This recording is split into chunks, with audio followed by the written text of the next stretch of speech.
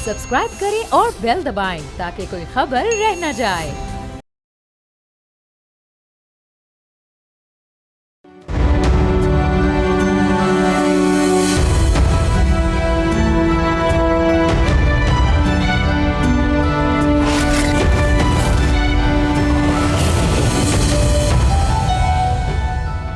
अस्सलाम वालेकुम नाज़रीन, आप देखें प्रोग्राम बोल आदिल अब्बासी के साथ। दो तीन इश्यूज हैं जिस पे बात करनी है। खैबर एजेंसी का मसला है, वादी तीरा का, जो केपी के सीएम ने जिसको लसानी मसले के तौर पर पेश किया है, और वफाकी हुकूमत के वज़रा कहते हैं कि वहाँ पर कोई ऑपरेशन नहीं हो रहा, लेकिन वो कहते हैं कि ये लोगों की नकल मकानी वफाक ने कराई है। तो एक तरफ वफाक और सूबे का ये मसला इस वक्त जारी है। दूसरी तरफ हम ये देख रहे हैं कि एक बड़ी 2 रोज़ में एक खबर बनी, वो ये कि इमरान खान की आँख का इलाज हुआ पिम्स अस्पताल में, और उससे मुताल्लिक कई कयास आराइयाँ हुई, लेकिन अब हुकूमत ने तस्लीम कर लिया है कि 20 मिनट के लिए उनको जो है वो पिम्स अस्पताल लाया गया और उनका मुआयना करवाया गया, और उससे मुताल्लिक काफ़ी जो है वो खबरें इस वक्त गर्दिश कर रही हैं। ये क्या मामला था, ये किस हुआ क्या है, और अब हुकूमत ने जो 20 मिनट की तस्दीक कर दी है इलाज की, तो उससे मुताल्लिक जो मज़ीद बातें गर्दिश कर रही हैं, उसका क्या नतीजा जो है वो निकलना है। 8 फरवरी की कॉल दी हुई है तहरीक इंसाफ ने, और दूसरी तरफ जो है वो एक बयानिया भी बना दिया है। लेकिन तहरीक तहफ़्फ़ुज़ पाकिस्तान जो है उसने मुज़ाकरात की बात की है। एक तरफ मुज़ाकरात के फोरम पे भी पीटीआई उनके साथ है, और दूसरी तरफ एहतजाज जो है वो 8 फरवरी का जारी है। बलूचिस्तान में भी एक नई डेवलपमेंट हुई है। सीएम बलूचिस्तान ने 2 नए डिवीजन्स का ऐलान किया है। पशीन को जो है वो डिवीजन बना दिया है, कोह सुलेमान की मंजूरी दी है। आज उन्होंने बलूचिस्तान में बारखान में कोह सुलेमान डिवीजन की तकरीब से खिताब भी किया। बलूचिस्तान की कॉन्टेक्स्ट में इसकी क्या अहमियत है, इन तमाम मामलात पर हम बात करेंगे। मईशत के मैदान में जो है वो स्टेट बैंक ने जो शरह-सूद है, इंटरेस्ट रेट है, उसको मेंटेन रखा है, और उसको मेंटेन रखने पर ज़ाहिर है बिज़नेस कम्युनिटी की तरफ से कोई बहुत अच्छा रिस्पॉन्स नहीं आया। लेकिन जो शरह-सूद इंटरेस्ट रेट है, वो 10% बरकरार रखने पर जो है वो स्टेट बैंक ने तो ये थोड़ी-सी कॉशियस सी पोज़ीशन ली है। लेकिन बिज़नेस कम्युनिटी का ये ख़्याल था कि ये मज़ीद कम हो सकता था। आरिफ हबीब ग्रुप ने तो यहाँ तक कहा कि 0.75% ये कम हो सकता था। सो ये क्या मामला है, इस पर भी थोड़ी-सी बात करेंगे। क्यों ये मज़ीद इंटरेस्ट रेट कम नहीं हुआ, जो कि बिज़नेस कम्युनिटी की डिमांड थी, और क्यों एहतियात से स्टेट बैंक जो है वो चल रहा है, और हुकूमत को क्यों जो है वो अब थोड़ी-सी मुश्किल रहेगी, क्योंकि जितना कम इंटरेस्ट रेट होगा उतना ज़्यादा बिज़नेस अच्छा जनरेट होता है। तो इन तमाम मामलात पे आज के प्रोग्राम में बात करेंगे। तीरा के मामले पर बात करने के लिए इस वक्त हमारे साथ मौजूद हैं शेर अफजल मरवत साहब, मेंबर नेशनल असेंबली हैं। मरवत साहब, ये बताइएगा, चीफ मिनिस्टर ने ये जो तीरा वाला मसला जिस तरीके से हैंडल किया है, ये जो माइग्रेशन का इशू है, इसका एक हिस्टोरिक बैकग्राउंड है, और इस पर बहुत सारी बात हो चुकी है। वफाक की अपनी पोजीशन है, सूबा अपनी पोजीशन ले रहा है, और माजी में भी यहाँ पर नकल मकानी होती रही है। लेकिन जिस तरीके से चीफ मिनिस्टर ने इसको प्ले अप किया है, उसको कबायली जिरगा बुलाकर, क्या ये एक जो है वो ट्राइबल और एथनिसिटी का कलर देने की या कार्ड खेलने की कोशिश नहीं की गई है, और ऐसा किया है तो उसका मकसद क्या है, मतलब वो क्या अचीव करना चाहते हैं? बहुत शुक्रिया। मेरा ख्याल है कि हमें तीरा के इशू को ये तासुबात के एंगल से बालातर होके एक ह्यूमैनिटेरियन इशू के तौर पे देखना होगा। इसमें कोई शक नहीं है कि तीरा के जो आलात थे वो बड़े मखदूस थे और हैं, और लोग जो हैं, मकामी आबादी बिल्कुल तंग आई हुई थी, क्योंकि आए दिन बदतखोरी और कत्ल गारत, दहशत गर्दी, इसने जीना जीरन किया हुआ था मकामी लोगों का। और मकामी लोग जो हैं वो बिल्कुल इस पे यकावास थे कि इन लोगों के खिलाफ ऑपरेशन होना चाहिए। मसला तब बना जब ऑपरेशन करने में ताखीर हुई। ये ऑपरेशन जो है शेड्यूल था, जहाँ तक मेरे पास मालूमात हैं, इसको अक्टूबर के एंड में शुरू होना था, और शॉर्ट टर्म ऑपरेशन था, हफ्ते 10 दिन का। उस वक्त बर्फबारी का सीज़न नहीं था, और लोगों को अगर डिस्प्लेस करना भी था तो वो डिस्प्लेसमेंट का टाइम था। कुछ मामलात पे शायद सूबे और वफाक के दरमियान जो है हम आहंगी नहीं बन सकी, जो सबसे बड़ा क्राइसिस पैदा हुआ वो ये था कि सूबाई हुकूमत जो दावा भी कर रही है कि उनको एतमाद में लिए बगैर सडनली जो है लोगों को जो है नकल मकानी का कहा गया। और ये एक हकीकत ज़रूर ये है कि गुजर गया और दिसंबर के एंड में जो है इस पे अमल दरामद शुरू हुआ, और जब जनवरी में तो यहाँ पे और 15 दिसंबर के बाद बर्फबारी शुरू हो जाती है। लेकिन सर वो वफाकी हुकूमत तो कह रही हमने किसी को प्रेशराइज किया ही नहीं हो, तो उनके अपने डीसी का लिखा हुआ लेटर है, वॉलंटियरली वहां पर वो माइग्रेशन होनी थी, 4 अरब रुपए के फंड भी रखे सूबाई हुकूमत ने, और ये तकसीम भी की। हर दफा ऐसा नहीं होता लेकिन इस दफा स्पेशली किया। और साथ में वो ये बात भी कह रहे हैं कि आईबीओस जो चल रहे थे वो तो चल रहे हैं, तो वो कहते हैं हमने तो नहीं फोर्स किया। अब सूबाई हुकूमत अपने डीसी के ऑर्डर के बावजूद, अपनी जो है वो ऑर्डर्स के बावजूद जो कि डिस्ट्रिक्ट एडमिनिस्ट्रेशन ने दिए, फिर ये इल्जाम वफाकी हुकूमत वो कहती है कि हम पर लगा रहे हैं। आपने देखा होगा प्रेस टॉक भी की 3 वज़रा ने 2 रोज कबल। सो अब ये जो कौमी जिरगा, ये जो मरवा साहब ये जो कौमी जिरगा बुलाकर कर रहे हैं चीफ मिनिस्टर, ये क्योंकि एक सूबे के चीफ मिनिस्टर भी हैं, वो उनके इंतजामी जिम्मेदारियां हैं, मामलात हैं, तो वो किस तरफ चीजों को जो है वो लेके जा रहे हैं? अगर वो कौमी जिरगा बुलाकर इस मसले को हल करना चाहते हैं तो वो कोई सियासतदान तो नहीं है, अपोजिशन में तो नहीं है। देखिए, मकामी लोगों को जो है बुला के उनके साथ बैठ के उनके साथ डिस्कस करके इस मसले के हल के लिए तजावीज़ तलब करना, इसमें कोई खराबी तो नहीं है। और सबसे हम स्टेक होल्डर यही लोग हैं, डिस्प्लेस भी यही हो रहे हैं, मारे भी यही जा रहे हैं, दहशतगर्दी भी इनके इलाके पे हो रही है। तो यूँ जो है सूबे के चीफ एग्जीक्यूटिव का इन लोगों को बिठा के उनसे बात करना ये तो बनता है। इसमें कोई तासुब, कोई सूबाइयत, कोई नस्ल की बुनियाद पे कोई ये नहीं है। असल जो मसला है जो मैं आपको बता रहा हूँ वो है। तो आपको नहीं लगता ये एथनिक कार्ड खेला जा रहा है? आप समझते हैं कि ये बिल्कुल दुरुस्त फैसला है जो वो अपना जिरगा बुलाकर ये मसला हल करना चाह रहे हैं, जबकि वो सूबे के वज़ीर आला हैं? इस जरगे को अगर ये शक्ल दी जा रही है कि इससे या मरकज के खिलाफ या पाकिस्तान के खिलाफ या अफवाज के खिलाफ जो है कोई नफरत जो है उबारने की कोशिश हो या कोई ये अखज़ कर रहा है एडवांस में, तो मेरा ख्याल है कि इंतज़ार किया जाना चाहिए कि उस जरगे में क्या बात होती है। और वो तो बहुत, लेकिन मारूफ साहब वो तो बात के इदारों का नाम ले रहे हैं, वो कह रहे हैं इदारों ने और वफाकी हुकूमत ने बाय फोर्स ये नकल मकानी करवाई है वहां पर लोगों से। वो तो क्लियर कट कह रहे हैं, वो कहते हैं कुछ शख्सियात से तो चीफ मिनिस्टर कह रहे हैं मैंने बात ही नहीं करनी, बैठूंगा ही नहीं उनके साथ। देखिए, ये 4 अरब रुपए तो यहाँ तक तो किरदार बनता है सूबाई हुकूमत का कि 4 अरब रुपए जो हैं वो कंपनसेशन कैबिनेट ने अप्रूव की, और जिसका मतलब ये है कि सूबाई हुकूमत को मालूम था कि यहाँ पे ऑपरेशन होना है और यहाँ से लोगों ने डिस्प्लेस होना है। लेकिन ये भी सबको मालूम है पूरे पाकिस्तान को कि खैबर पख्तूनख्वा में ऑपरेशन के मामलात पे और बहुत से दीगर मामलात पे मरकज इस्टेब्लिशमेंट और KP हुकूमत की नहीं बनती है। ये एक ऑपरेशन जो है इसमें ये कम से कम एटलीस्ट शुक्र अल्लाह का करना चाहिए कि जिस शदीद मौसम में लोगों को नकल मकानी करनी पड़ी उसमें इंसानी अलमिये ने जन्म नहीं दिया, वरना बहुत सारे लोगों की ज़िंदगी जा सकती थी। और एक ये क्रेडिट 3-4 सूबाई वज़रा का ज़रूर बनता है कि उन्होंने रसद पहुँचाने में, हेल्प पहुँचाने में, खेमे और खाने और यूँ सड़क को साफ करने में बड़ा कलीदी किरदार अदा किया। ये हम बेशक सियासत की बटी में जो है एक दूसरे पे इल्ज़ाम ज़रूर लगाए, लेकिन ये अल्लाह का शुक्र है कि मकामी लोगों की भारी तादाद जो है वो बच गई। और दूसरी बात ये है कि ये जो जिन लोगों ने नकल मकानी की वो मौजूदा आबादी के हिसाब से 1/10 से भी कम थे, यानी अभी तो बहुत सारी आबादी वहाँ सिरा में मौजूद है। अच्छा, जरा मुझे ये बताएं कि ये अगर हम पिछले चीफ मिनिस्टर को देखें अली अमीन गंडापुर को, तो फड़कते गरजते बरसते तो वो भी बहुत थे, लेकिन वो जो रियासती मामलात हैं, जो इंतजामी मामलात हैं, उन्हें अलहदा रखकर अपने सियासी मामलात को अलहदा रखते थे। कभी जलसे में आ गए, कभी लॉन्ग मार्च में आ गए, लेकिन अपने जो इंतजामी मामलात थे उसको पैरेलल चला रहे थे। सो इस रिवायत को तोड़ा है चीफ मिनिस्टर सुहेल आफरीदी ने। तो इसके क्या रिजल्ट्स अब आप आगे देख रहे हैं, क्योंकि वो हर चीज के अंदर जो है वो अपना एक अनकन्वेंशनल किस्म का एनवायरनमेंट बना रहे हैं अपने सूबे के अंदर।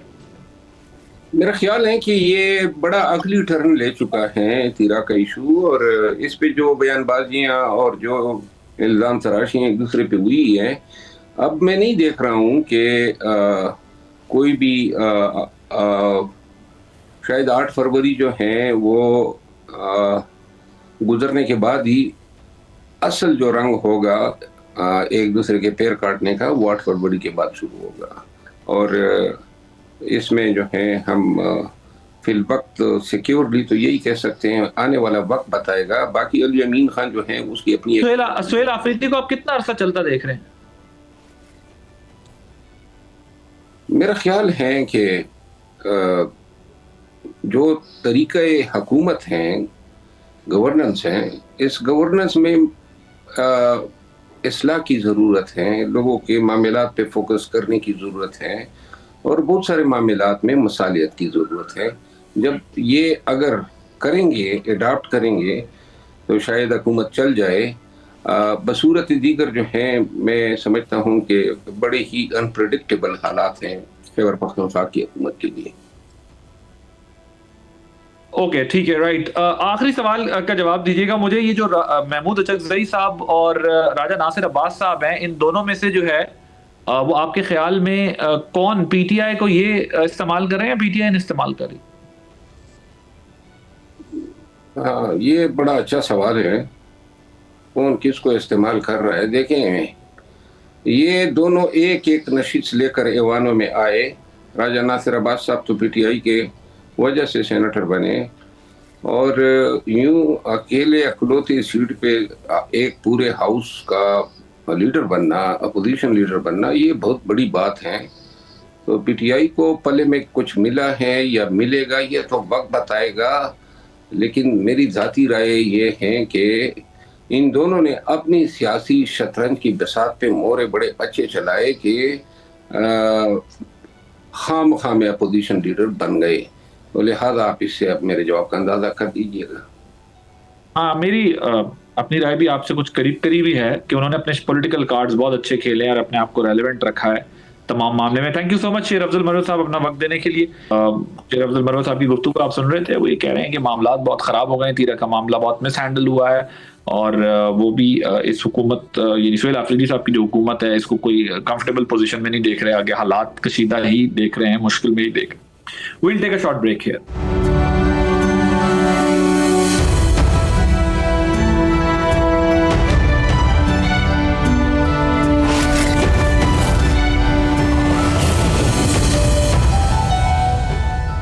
Welcome back. ये मेरे साथ मौजूद है खुर्रम शहजाद साहब, एडवाइजर हैं। खुर्रम साहब, thank you so much for joining us. मुझे ये बताइएगा, ये जो 10.5% स्टेट बैंक ने इंटरेस्ट रेट मेंटेन किया है, आपकी गवर्नमेंट मुतमईन है इससे, सेटिस्फाइड है? क्योंकि बिजनेस कम्युनिटी की तरफ से तो इस पर आपको पता है कि कुछ रिजर्वेशंस ये हैं कि रीजन में वो कहते हैं कि जो हमारी कॉस्ट ऑफ प्रोडक्शन है वो सबसे ज्यादा है। गवर्नमेंट क्या सोच रही है इस पर, ये जो स्टेट बैंक ने 10.5 पे मेंटेन रखा है? जी, बहुत शुक्रिया मुझे प्रोग्राम में लेने के लिए। देखें, पहली बात तो ये है, स्टेट बैंक की ये कॉल है, स्टेट बैंक की ऑटोनॉमी है, और स्टेट बैंक का प्रेरोगेटिव है, ये उनका अपना फैसला होता है। इसमें government of Pakistan, ministry of finance की कोई किसी तरह की कोई इंटरवेंशन नहीं है, ना कुछ है, और हम ना कोई ऐसी बात करते हैं जिससे जो है ये तासुर जाए कि हमें कोई इस पे जो है वो कोई इतराज है कुछ है, क्योंकि ये प्योरली स्टेट बैंक का जो है ना वो एरिया है। तो अब देखें, हमारा एक व्यू हो सकता है कि being the largest borrower also, we have been the largest, हम सबसे ज्यादा जो है वो पिछले कई दहाइयों से कर्जा लेते आए हैं, और उसमें स्टेट बैंक से भी लिया है और जो है मार्केट से भी कर्जे लिए हैं। तो नेचुरली जब कर्जे आप लेते हैं तो आप तो ये चाहते हैं कि जी शरह सूद नीचे आए, ताकि आपके कर्जों की अदायगियां जो है वो आसान हो, कम हो। तो ये तो देखें नेचुरल एक चीज़ है। जहाँ तक बिजनेस कम्युनिटी का ताल्लुक है, ये बिल्कुल ये होना चाहिए कि उन्हें जो है कॉस्ट ऑफ डूइंग बिजनेस कम मिले, रीजनेबल मिले और कंपेटिटिव मिले। तो उस सिलसिले में बिजनेस कम्युनिटी ऑफ कोर्स अगर चाहती है कि इंटरेस्ट रेट्स कम हो, तो ऑफ कोर्स उनकी कॉल है, उनकी फिजिबिलिटीज होती हैं, उस हिसाब से वो देखते हैं कि जी इन्वेस्टमेंट अगर इकोनॉमी में होनी है तो ये एक बहुत सारी चीज़ों का एक हिस्सा है इंटरेस्ट रेट, और बहुत बहुत इंपॉर्टेंट हिस्सा है। जो कॉस्ट ऑफ कैपिटल होती है बड़ा इंपॉर्टेंट होता है कि बिजनेस को जो कर्जे हैं, बिजनेस को खासकर छोटे बिजनेसेस को, उनको कर्जे जो है सस्ते मिलें। तो देखिए हमारा व्यू ये है कि ऑफ कोर्स थोड़ी सी रूम बन सकता है और आगे जाते हुए इन्फ्लेशन में मजीद कमी होती है और मैनेजेबल रहती है इन्फ्लेशन। तो वी आर श्योर के स्टेट बैंक इसको एक्टिवली लेकिन दो तीन चीजें इसमें, एक तो एनर्जी प्राइसेस का इशू है और जो इंटरेस्ट रेट है और जो टैक्स रेट है वो हमारी बिजनेस कम्युनिटी कहती है कि वो बहुत ज्यादा है। सो उसकी वजह से वो जो है मार्केट में compete नहीं कर पाते। जो इंटरनेशनल मार्केट है उसके अंदर पाकिस्तान की प्रोडक्ट्स को वो स्पेस इसलिए नहीं मिल पाती, डिफिकल्टी होती है क्योंकि वो इनको रैशनलाइज करने के लिए हुकूमत भी तो कुछ यकीनन कर रही होगी, वरना तो ये शिकवा उनका जारी रहेगा। नहीं, बिल्कुल सही बात है। देखें ये मुनासिब बात है कि टैक्सेशन की जहाँ तक बात है, एनर्जी प्राइसेस की जहाँ तक बात है, उसमें जो है वो उसको कम करना है और कंपेटिटिव बनाने के लिए ये बड़े इंपॉर्टेंट फैक्टर्स हैं, चाहे वो शरह सूद हो, चाहे वो टैक्सेशन हो, चाहे वो बिजली की कीमतें हों, तवानाई की कीमतें हों, चाहे वो रेगुलेटरी इन्वायरमेंट ओवरऑल हो, चाहे वो सिक्योरिटी हो। ये सारी वो बेसिक्स हैं जो कि किसी भी इकोनॉमी में बेहतर होते हैं, कम होते हैं और रिलेटिवली बड़े ऑर्गेनाइज तरीके से होते हैं और एक डायरेक्शन मिलती है, एक सर्टेनिटी का आंसर उसमें होता है। तो वहाँ पे सरमायाकारी भी होती है, रोजगार बढ़ता है और वो इकोनॉमीज ग्रो करती हैं और हमने भी किया है पास्ट में और अभी भी हम उस डायरेक्शन में जा रहे हैं जिसमें आपने देखा होगा एनर्जी कीमतों को कम करने की कोशिश की गई है। कुछ पास ऑन किए गए हैं, आपने देखा होगा पिछले 8 महीने में 2 मरतबा एनर्जी कीमतें कम की और इंडस्ट्रियल टैरिफ को नीचे लाया गया। इंडस्ट्रियल टैरिफ जो है वो जो 23 सेंट्स पे था वो 13 सेंट पे आया है और उसको ऑफ कोर्स 9 सेंट पे लाना है या 7 सेंट पे लाना है और कंपेटिटिव बनाना है, उस पर काम हो रहा है और ऑफ कोर्स वो ग्रेजुअली होता है। दूसरी बात टैक्सेशन की है, ये बिल्कुल सही बात, मुनासिब बात है कि हम हैवीली टैक्स्ड कंट्री हैं, रीजन में हमारा टैक्स काफी ज्यादा है और हमें इसको कम करना है। अब कैसे है, एक उसका लायमल होता है, उस पर हम काम कर रहे हैं, मिनिस्ट्री ऑफ फाइनेंस उस पर काम कर रही है। तो IMF से भी आप लोग इस बारे में कुछ बात कर रहे हैं, क्योंकि IMF को भी आपने यकीन दहानी करानी थी, IMF से भी कुछ कंसेशंस लेने थे। ये जो आपका, क्योंकि अभी जो FBR के टारगेट्स हैं वो भी पूरे नहीं हुए और अपेरेंटली जो इस वक्त हमारे सामने पिक्चर है इकोनॉमी की, उसमें जो चीज़ें हमारे सामने आ रही हैं वो ये है कि इंपोर्ट्स इंक्रीज हुई हैं, एक्सपोर्ट्स डिक्रीज हुई हैं। मिनिस्ट्री ऑफ फाइनेंस ने कोई ग्रोथ का आउटलुक पेश नहीं किया है, जबकि स्टेट बैंक बड़ा होपफुल है। सो ये सब चीज़ें हो सकेंगी क्योंकि स्टेट बैंक जो प्रोजेक्शन कर रहा है वो मिनिस्ट्री ऑफ फाइनेंस ने तो उसका आउटलुक उस तरीके से पेश नहीं किया। नहीं, आप अगर नंबर्स देखें, पहली बात का मैं आपको ये जवाब देता हूँ कि IMF के साथ इंटरेक्शन हमारा ऑनगोइंग होता है। फंड के साथ ये नहीं होता कि किसी खास पॉइंट पे उठ के जो है वो आप पूछेंगे या बात करेंगे। ये ऑनगोइंग इंटरेक्शंस होते हैं, ऑनगोइंग डिस्कशंस होते हैं। तो इसमें कोई मतलब ऐसी चीज नहीं है कि जी फंड से उठ के कोई बात करनी है। फंड के साथ अलाइंड होते हैं आप जब प्रोग्राम में होते हैं और आप जो मैक्रो टारगेट्स हैं, जो स्ट्रक्चरल जो है बेंचमार्क्स हैं, जो क्वांटिटेटिव बेंचमार्क्स हैं, ये सारे आप डिस्कस कर रहे होते हैं, आप अपनी प्रोग्रेस भी बता रहे होते हैं और आप नई चीजें भी डिस्कस कर रहे होते हैं। तो इट्स एन ऑनगोइंग प्रोसेस। ये ऐसा नहीं है कि जी 2-3 महीने बाद उठ के कोई बात होती है या कोई इशू आता है तो उस पर सिर्फ बात हो, ऐसा नहीं है। ये ऑनगोइंग प्रोसेस होता है, पहली बात।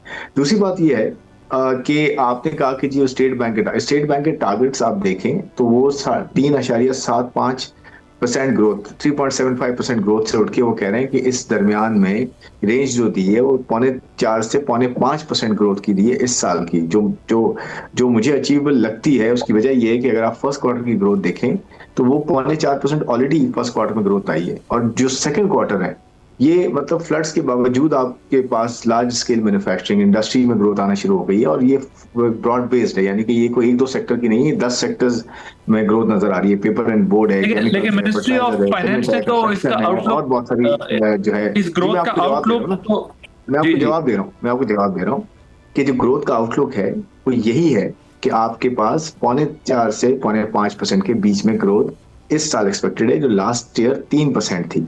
आज वो 4 से भी क्रॉस कर सकती है। ये डिफरेंट एजेंसीज और डिफरेंट जो प्लेटफॉर्म्स हैं, स्टेट बैंक हो गया, वर्ल्ड बैंक हो गया, IMF हो गया, ये सारे इन रीजन्स में आ रहे हैं। तो अगर आप हमारी बात करते हैं तो हम भी इन रीजन्स की बात कर रहे हैं। तो कहने का मतलब ये है कि ग्रोथ बेहतर हो रही है पिछले साल से, इसके बावजूद के फ्लड्स आए, इसके बावजूद कि आपके यहाँ जो है वो जो ट्रांसपोर्टर की स्ट्राइक्स हो रही हैं और मसले हैं, अफगानिस्तान के साथ आपका इशू चल रहा है, उसके लेकिन बावजूद लेकिन लेकिन ग्रोथ में खुरम बेहतरी आ साहब, रही we है। have seen this 4%, 5%, 6% growth in the past as well, but then we see boom and bust cycle. So वो boom and bust cycle नहीं आएगा, ये हम कैसे इंश्योर कर सकते हैं, स्पेशली जब इंपोर्ट बढ़ रही है, एक्सपोर्ट्स जो है वो डिक्लाइन पर हो, तो ट्रेड डेफिसिट को कैसे मैनेज किया जाएगा, ये एक सवाल तो बहरहाल ध्यान में उठता है। बिल्कुल सही बात है। अब इसके मैं आपको जवाब देता हूँ। देखिए, पहली बात ये स्ट्रक्चरल रिफॉर्म्स। स्ट्रक्चरल रिफॉर्म्स में 6-7 एरियाज हैं जिनमें काम हो रहा है। प्राइवेटाइजेशन आपने देखा, एक लैंडमार्क जो है वो ट्रांजैक्शन की है पीआईए की। ये आपको पता है कुछ 39-40 साल के एफर्ट के बाद जो है ये ट्रांजैक्शन हुई है। इसने मोमेंटम क्रिएट किया है। इसने मोमेंटम क्रिएट किया है एक लाइन ऑफ ट्रांजैक्शंस का, जिसमें एयरपोर्ट्स भी हैं, जिसके अंदर जो है डिस्कोज हैं, खासकर ये एनर्जी की डिस्ट्रीब्यूशन कंपनीज जो हैं पावर की।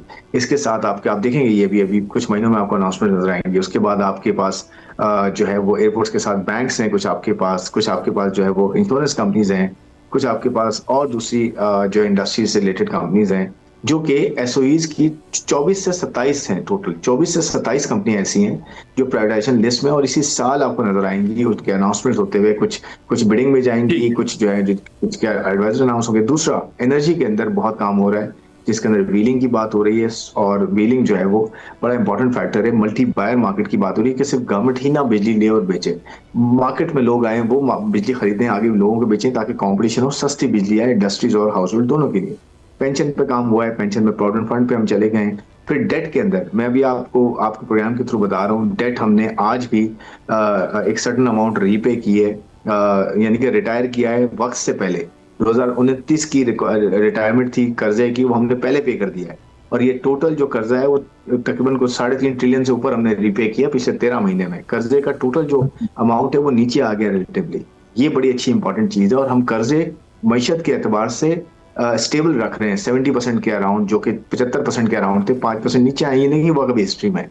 उसके साथ आप ये देखें कि एसओईज के रिफॉर्म्स हो रहे हैं। एसओईज के ये वैसे ये यकीनन अच्छी बात है। अगर डेट सर्विसिंग, ये बिल्कुल अच्छी बात है, आप ठीक कह रहे हैं। अगर डेट सर्विसिंग में नहीं, मैं आपको करंट अकाउंट का जवाब देता हूँ। जवाब देता हूँ। आप कह रहे हैं ट्रेड इंपोर्ट्स बढ़ रही हैं। देखें, हमने टैरिफ रिफॉर्म्स किए हैं जिसके अंदर इकोनॉमी को खोल रहे हैं, ताकि हमारे जो एक्सपोर्टर्स हैं वो कंपेटिटिव बन जाएं दुनिया में। साथ साथ टैक्सेस को कम करने की हम कोशिश कर रहे हैं, और एनर्जी को कम करने की कोशिश कर रहे हैं, ताकि एक तरफ बिजनेस को यहाँ पे कॉस्ट साइड पे सपोर्ट मिले, दूसरी तरफ वो ग्लोबली जो है कंपेटिटिव हों। और आपके जो करंट अकाउंट डेफिसिट का नंबर आया है $1.17 बिलियन, ये पूरे साल के टारगेट्स के अंदर है जो गवर्नमेंट ने टारगेट किया है। अगर आप स्टेट बैंक का टारगेट देखें करंट अकाउंट का, 0.5 to 1% ऑफ एंटायर इकोनॉमी, यानी कि जीडीपी, जो कि आपका 4-4.5 अरब डॉलर बनता है पूरे साल का। तो आप अभी 1.17 बिलियन पे खड़े हैं, तो आप तो टारगेट के अंदर ही हैं।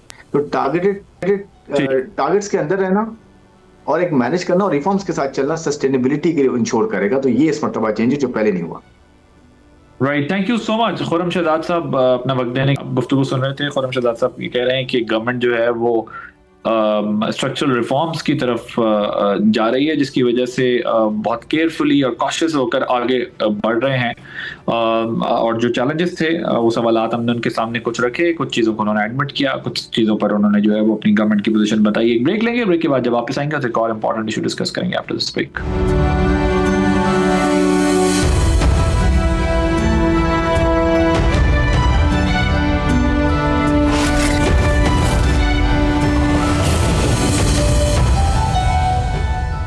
Welcome back. बलूचिस्तान के मामले में बात करने के लिए मेरे साथ इस वक्त मौजूद हैं Shahid Rind, I2CM Balochistan for media and political affairs. Shahid Rind साहब, thank you so much for joining us. मुझे ये बताएं कि ये जो एडमिनिस्ट्रेटिव डिविजन्स बनाए गए हैं बलूचिस्तान में 2, इसकी जरूरत क्यों महसूस हुई है? आदिल, देखें, बलूचिस्तान एक वसी अरीज सूबा है। अगर हम कहें कि पाकिस्तान का निस्फ बलूचिस्तान है तो गलत नहीं होगा। और लाजमी बात है, जब हम गवर्नेंस की बेहतरी की बात करते हैं, जब हम डेवलपमेंट पैराडाइम को और सिक्योरिटी पैराडाइम को साथ चलाने की बात करते हैं, तो ये जो तवील फासले हैं, इन तवील फासलों के नतीजे में एक आम आदमी को भी सफर करना पड़ता है। आज इसकी एक छोटी सी मिसाल आप ये ले लें, जो नया डिवीजन कोहे सलेमान बनाया गया है, डिस्ट्रिक्ट डेरा बुगटी की हुदूद में आता है बेकड़, चीफ मिनिस्टर का जो होम टाउन है।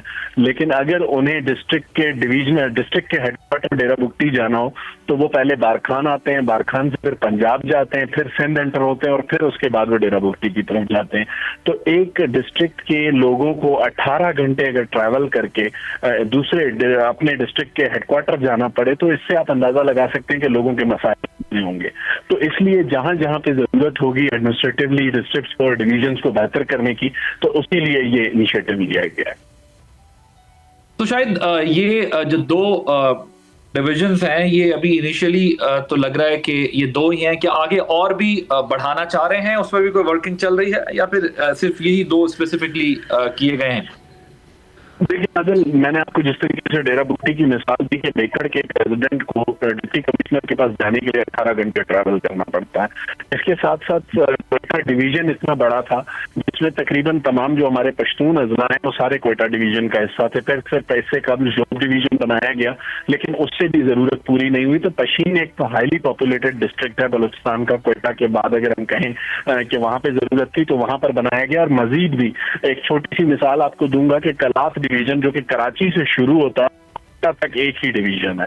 तो ऐसी सूरत हाल में उसका रीजनल हेडक्वार्टर जो है हर डिस्ट्रिक्ट से तकरीबन 6 घंटे की मसाफत पर है। तो अगर मुस्तकबिल में भी जरूरत हुई और जहां पे एक आम आदमी को रिलीफ देने के लिए इकदाम करने पड़े तो जरूर गवर्नमेंट उस पर गौर कर भी रही है और करेगी भी। ओके अच्छा, शायद हमने ये देखा कि डीजी आईएसपीआर ने भी अपनी प्रेस कॉन्फ्रेंस की थी, उसमें उन्होंने बड़े फोकस के साथ बताया था कि बलूचिस्तान के अंदर डिस्ट्रिक्ट कोऑर्डिनेशन कमेटीज जो है बड़ी एक्टिव हैं, बड़े वाइब्रेंट तरीके से काम कर रही हैं और उसका फ्रूट भी हमें नजर आ रहा है। सो उसके रिजल्ट्स प्रोड्यूस हो रहे हैं, उसका ट्रिकल डाउन इफेक्ट आ रहा है जो डिस्ट्रिक्ट कोऑर्डिनेशन कमेटीज कर रही हैं।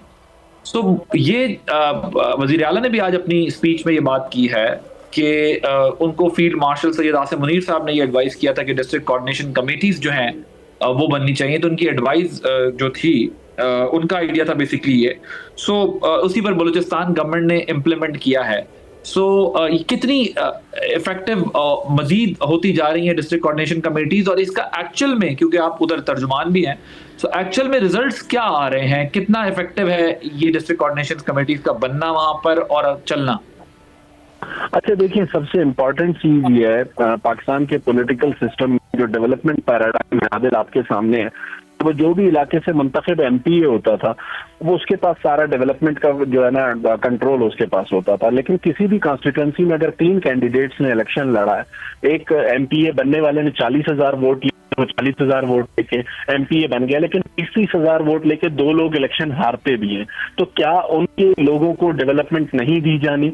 इस डेवलपमेंट को एक पॉलिटिकल इन्फ्लुएंस से निकाल के एक आम आदमी तक पहुंचाने के लिए डिस्ट्रिक्ट कोऑर्डिनेशन कमेटीज है, जहाँ पे डिप्टी कमिश्नर को ये इख्तियार दिया गया है कमेटी के साथ कि डिस्ट्रिक्ट की आवाम को जहां जहां जो भी जरूरत हो जरूरत को पूरा किया जाए, ताकि ये सिर्फ पॉलिटिकली मोटिवेटेड डेवलपमेंट ना हो। कमेटीज की सबसे बड़ी चीज ये है कि जो भी जिरगे होते हैं, चाहे वो सूबाई सतह के हों, डिविजनल सतह के हों या डिस्ट्रिक्ट सतह के हों, उसी वक्त जब आइडेंटिफाई कोई भी प्रॉब्लम एक आम आदमी की जानिब से उस जिरगे में या खुली कचहरी में डिस्ट्रिक्ट एडमिनिस्ट्रेशन के सामने किया जाता है, को उसी वक्त वो महकमे बैठ करते हैं और उसी इंपॉर्टेंस के हिसाब से उसके लिए उसी वक्त बजट एलोकेट करते हैं कि ताकि जो डेवलपमेंट है वो पॉलिटिकल मोटिवेटेड ना हो, वो एक आम आदमी के लिए। और सबसे बड़ी चीज जो आज की एक्टिविटी है आदिल, इससे कभी भी चीफ मिनिस्टर जितनी भी एक्टिविटीज कोयटा में या बलूचिस्तान में कर रहे हैं उसमें 2 चीजें बहुत अहम है। आज की एक्टिविटी में एक सबसे अहम इंपॉर्टेंट कलर आपके सामने होगा कि आज जब जलसे के स्टेज पर बैठे थे तो उनके साथ पाकिस्तान मुस्लिम लीग नून या पाकिस्तान पीपल्स पार्टी नहीं बैठी थी, उनके साथ नेशनल पार्टी के जो डिस्ट्रिक्ट के नुमाइंदे हैं वो भी बैठे थे। वहां पर आपको अपोजिशन के झंडे भी नजर आ रहे हैं। और सबसे इंपॉर्टेंट चीज, इन तमाम पॉलिटिकल एक्टिविटीज में उस कौमी तराने की गूंज सुनाई देना है जिसको कहा जाता था कि बलूचिस्तान में कौमी तराना लोग पढ़ने को तैयार नहीं है। तो आज वही लोग हैं जिनमें नेशनलिस्ट पॉलिटिकल पार्टीज के लोग भी शामिल हैं, वो कौमी तराने के लिए ना सिर्फ खड़े होते हैं, उन्हें सिर्फ एक बंदे की जरूरत थी जो उन्हें लीड करे, और वो लीड करने की कोशिश अब चीफ मिनिस्टर बलूचिस्तान सरफराज भुट्टी कर रहा है। अच्छा, शायद ये जो AB एरिया वाला मसला रिजॉल्व हुआ है ये कितना इफेक्टिव है? इससे जो है वो लॉ एंड ऑर्डर की सिचुएशन पर ओवरऑल क्या इम्पैक्ट आएगा? देखिए आदिल, इसके इफेक्ट सबसे इम्पोर्टेंट आपको एक मिसाल देना चाहूंगा कि बलूचिस्तान टेररिज्म का सामना था, कहीं पर भी काउंटर टेररिज्म का कोई ऑपरेशन होता था तो सबसे पहले ये कंफ्यूजन आती थी कि हु विल रिस्पॉन्ड, क्या लेवीज रिस्पॉन्ड करेगी जो डिप्टी कमिश्नर के मातहत है, या पुलिस रिस्पॉन्ड करेगी जो कि एसपी के मातहत है। तो इस चीज को महसूस किया गया पाकिस्तान की जो खासकर बलूचिस्तान की जो पॉलिटिकल लीडरशिप है इस वक्त सरफराज भुट्टी की क़यादत में, और जो अस्करी लीडरशिप है कोर कमांडर राहत नसीम की क़यादत में, इन चीजों पर डेलिब्रेशन की गई। उसके बाद ये फैसला किया गया मुत्तफ़िका तौर पर बलूचिस्तान की जो सियासी और अस्करी क़यादत है, और इस चीज को फिर फेडरल लेवल पर जो कौमी अस्करी क़यादत है और जो कौमी सियासी क़यादत है उनके सामने रखा गया, जिसके बाद ये फैसला हुआ कि काउंटर टेररिज्म के लिए एक चेन ऑफ कमांड होना जरूरी है। जब 3 सूबों में एक चेन ऑफ कमांड में पुलिस काम कर रही है तो फिर बलूचिस्तान में भी उसे इम्प्लीमेंट किया जाए। उसकी एक छोटी सी मिसाल आपको गुज़िश्ता रोज की देता हूँ। गुज़िश्ता रोज तुर्बत में एक इंटीमेशन पर जब सिक्योरिटी फोर्सेज ने की, पुलिस ने लीड किया, फ्रंटियर कोर ने उसको बैकअप फोर्स के तौर पे जो है ना ज्वाइन किया, जिससे तो दहशतगर्द मारे गए। शायद मुझे आप ये बताएं कि ये माजी में भी एक दफा इसको शायद खत्म किया गया था और फिर दोबारा बहाल हो जाता है, तो इस दफा क्या ये प्रोटेक्टेड है या ये लॉन्ग टर्म बेसिस के ऊपर है? देखिए, माजी में एक मरतबा ये जरूर हुआ जब पुलिस को पूरा कंट्रोल देने की बात हुई, लेकिन 2010 में 2008 में जब गवर्नमेंट आई पर उस वक्त नवाब असलम रईसानी की, तो उन्होंने एक बैक जुम्बिश कलम एक ऐलान में इस फैसले को रिवर्ट किया। जो हाफ कुक्ड चीजें थी उस पर लेजिस्लेशन पूरी तरह से नहीं हुई थी, जिसकी वजह से ये डिसीजन रिवर्ट हुआ। लेकिन इस बार जब हमने ये डिसीजन लिया है तो उसके लिए जो पहले लेजिस्लेशन करने की जरूरत थी उसे कंप्लीट किया गया, और चीफ मिनिस्टर पहले दिन से बहुत वाजे हैं कि काउंटर टेररिज्म के लिए 2 चीजें बहुत प्रोविंशियल एक्शन प्लान में वाजे कर दी गई हैं कि जो लॉफेयर है उसको पॉलिटिकल साइड लीड करेगी और जो वॉरफेयर है उसको जो सिक्योरिटी साइड लीड करेगी। वैसे शायद आपको पता है कि बलूचिस्तान के कॉन्टेक्स्ट में ये बात बहुत होती है कि जो सीएम का टर्म है वो हाफ एंड हाफ होता है। जो भी जितना अरसा भी वहाँ पर अगर गवर्नमेंट जो भी सूबाई होती है, इस किस्म की कोई अलायंसेस बनते हैं, फिर अब ये कुछ अरसे से एक ट्रेंड है कि जी कुछ अरसे एक पार्टी का सीएम दूसरा, सो ऐसा कुछ चल रहा है क्या? आपके सीएम जो है वो आगे कंटिन्यू करेंगे या फिर कोई और भी चीजें पाइलअप हो रही हैं, कुछ गेयरअप हो रहे हैं लोग सीएम बनने के लिए? अदिल, चूंकि ये पॉलिटिकल क्वेश्चन है, लेकिन मैं इसको सिर्फ इतना रिस्पॉन्ड करूंगा कि आज से कुछ रोज कबल आपके भी इल्म में होगा, सलीम साफी साहब के एक इंटरव्यू में चीफ मिनिस्टर साहब उसका जवाब दे चुके हैं, इसलिए मैं इस पर ज्यादा राय नहीं करूंगा कि कोई पॉलिटिकल कंट्रोवर्सी क्रिएट ना हो। लेकिन आप पॉलिटिकल अफेयर्स भी तो देखते हैं ना, सिर्फ मीडिया अफेयर्स नहीं देखते। और जिस चीज पर आदिल चीफ मिनिस्टर स्टेटमेंट दे चुके हैं उस पर मजीद राय देना मेरा बनता नहीं है। अच्छा, ठीक है, thank you so much. Shahid Rind हमारे साथ मौजूद थे, बलूचिस्तान हुकूमत का सीएम चीफ मिनिस्टर के तर्जुमान है, और गुफ्तगू कर रहे थे और बता रहे थे कि ये 2 डिविजन्स जो हैं वो क्यों बनाए गए हैं, जो एडमिनिस्ट्रेटिव डिविजन्स हैं कितना इफेक्टिव है। यानी चीफ मिनिस्टर बलूचिस्तान को पंजाब से होके वापस डेरा बुगटी आना पड़ता था, और उसकी तफसीलात बता रहे थे कि क्यों ये ज़रूरी थे, वहाँ के लोगों के क्या इश्यूज थे, क्या प्रॉब्लम्स थे, जिसकी वजह से ये सारा कुछ करना पड़ा, और डिस्ट्रिक्ट कोऑर्डिनेशन कमेटीज की क्या सिग्निफिकेंस है, और ये जो 2 एडमिनिस्ट्रेटिव डिविजन्स बनाए गए हैं इनकी क्या इंपॉर्टेंस है। डिस्ट्रिक्ट कोऑर्डिनेशन कमेटीज का आइडिया भी बड़ा स्ट्रांग और इफेक्टिव रहा है। ये बार बार बताया जा रहा है, लॉ इन्फोर्समेंट एजेंसीज के जो ज़राए हैं वो भी ये कहते हैं कि उसकी वजह से काफ़ी बेहतरीन नज़र आई है, और इसी तरह जो पॉलिटिकल गवर्नमेंट है वो भी इसको बहुत इफेक्टिव करार दे रही है। सो अपनी राय का इजहार कर रहे थे। आपने जो है बलूचिस्तान के चीफ मिनिस्टर के तर्जुमान की गुफ्तगू सुनी। अल्लाह बास इजाज़त दीजिए, अल्लाह हाफिज़।